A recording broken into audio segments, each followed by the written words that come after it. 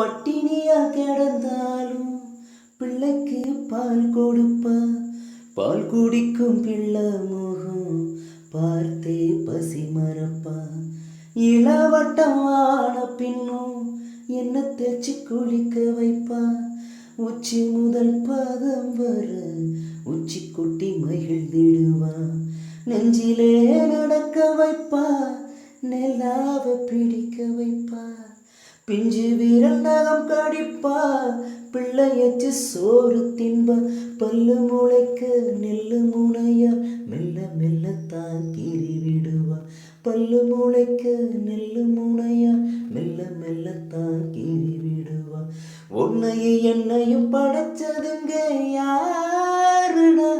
தெய்வம் ஒவ்வொரு வீட்டிலும் இருக்குதுன்னா தாயடா.